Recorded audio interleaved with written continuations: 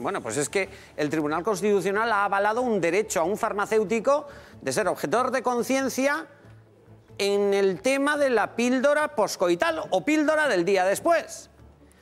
Esto es un tema que ya viene desde el 2008, un farmacéutico en Sevilla lo que niega es dispensar la píldora del día después. También en esa farmacia no se vendían preservativos. El Tribunal Constitucional ha sido el último capítulo de momento en esta historia. Lo que dice ese tribunal es que ese señor tiene derecho a negarse a vender esa píldora poscoital. No dice lo mismo sobre los preservativos, por lo tanto, ese farmacéutico no podrá utilizar, ese u otros, la objeción de conciencia para no vender preservativos. El debate está abierto. ¿Qué pensáis vosotros? ¿Un farmacéutico se puede negar por creencias, por ideología, a vender un producto como puede ser la píldora poscoital? Bueno, pues vamos a escuchar al protagonista en sí, que es ese farmacéutico que se llama Luis Melgarejo. Está contento con esta sentencia y nos va a explicar por qué se niega a dispensar en su farmacia la píldora del día después. Pensamos que en muchos casos, y hay estudios científicos que lo avalan, la píldora tiene efectos abortivos. Los tiene siempre, otra cosa es que se produzca o no el aborto, ¿sí? Pero los efectos, uno de sus efectos conduciría en un altísimo porcentaje de casos a un aborto si se hubiera producido la fecundación, como se puede producir evidentemente después de una relación sexual.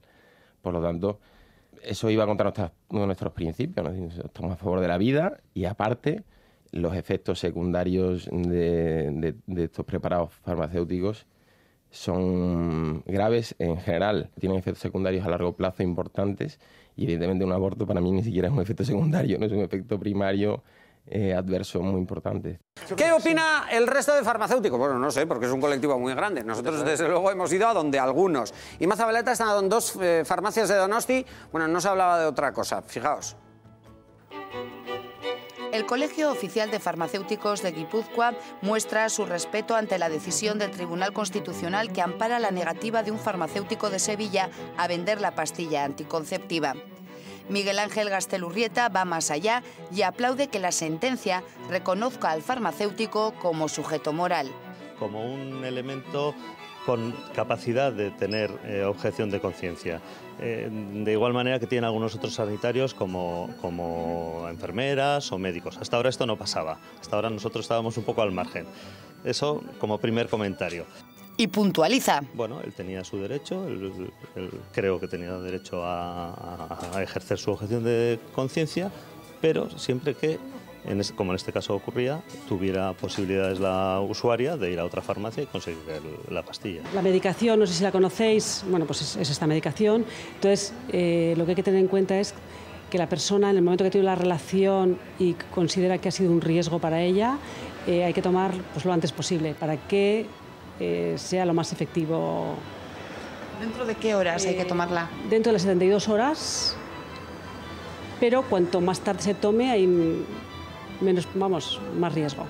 Para Lourdes Irureta Goyena, el derecho a la objeción del farmacéutico y el derecho del paciente a recibir el medicamento son perfectamente conciliables. Creo que el farmacéutico tiene derecho a ser objetor. No se le puede decir a un compañero con unas creencias religiosas fuertes que cuando ese paciente puede obtener perfectamente la medicación. Si en lugar de darse esta situación en una ciudad como Sevilla, donde, como dices, hay muchas farmacias, como aquí en Donostia, hubiera sido en un pueblito pequeño, rural, en el que solo existe una farmacia, por ejemplo, en ese caso, ¿qué hubiera pasado? En ese caso estaríamos en una situación diferente. Eso es justo lo que iba a decir ahora.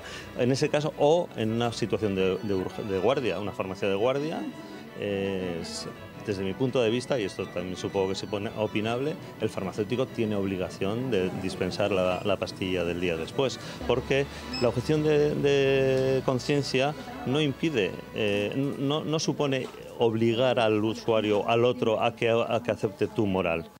Ahí está el debate. ¿Qué pensáis vosotros? Esto es un oxímoron. Si el gobierno, por una parte, permite la venta de esta pastilla poscoital y luego el que va a la farmacia a comprarla resulta que no se la venden, pues es un oxímoron. Algo está Un farmacéutico, fallando. un profesional tiene que estar obligado Si tiene una farmacia, sí, sí. Sino que monte otro negocio, que me tienda de caramelos, chucho, a mí o el señor ese Luis, que yo no sé, parece ser que lo puede ir, lo que tiene que hacer, pues una tienda de estampitas, que estaría bien, viniendo de donde viene. Pues vamos a ser serios.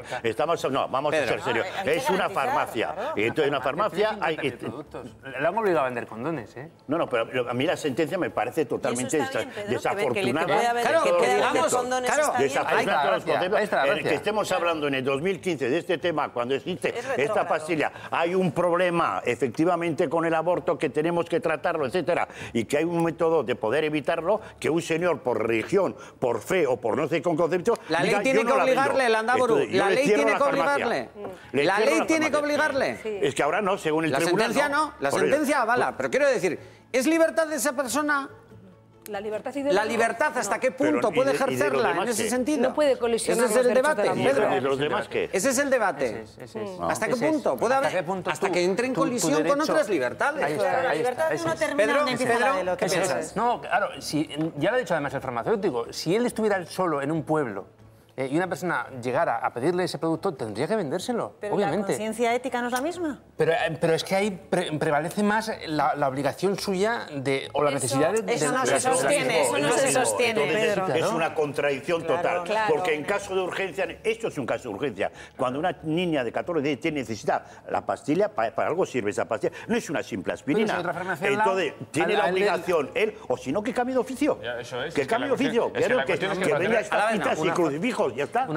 Una farmacia tiene muchos más productos que una píldora poscoital. Pero tiene razón Gorka, para obtener una farmacia hay que pasar una serie de procedimientos y no es precisamente barato tampoco obtener una farmacia. Por tanto, estás ofreciendo un servicio público vinculado a la sanidad, que además en muchos casos es lucrativo. O sea, porque una farmacia da rendimiento en todo lo que se refiere a la parafarmacia, no tanto en las recetas. Pero es que estamos hablando de un elemento anticonceptivo.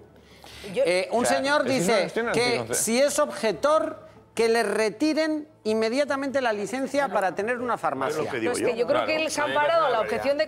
¿Pedro? A mí me parece una barbaridad. ¿Por qué? Eso. Hombre, porque estamos hablando de una cuestión muy concreta, un producto muy vamos, seguramente venderá a lo mejor, yo qué sé, una docena al año. El paracetamol no vulnera los derechos de la mujer, que en esos momentos están protegidos por la propia ley. La propia ley plantea la ley de la libertad sexual, la igualdad y demás, está perfectamente tasado. Este hombre no está cumpliendo con la ley. Se ha llevado al Constitucional porque él ha recurrido una sanción. Lo que estamos dándonos cuenta es que hay muchísimos farmacéuticos que hacen lo mismo, pero como no han tenido una sanción administrativa, no nos hemos enterado. Bueno, pues yo creo que habría que aprovechar este caso precisamente para dar la vuelta y para que todos aquellos farmacéuticos que no estén cumpliendo con la obligación que debe cumplir como autorización administrativa. El hecho de que haya llegado al Constitucional y el Constitucional le haya dado la razón, para mí es un dato, ¿eh?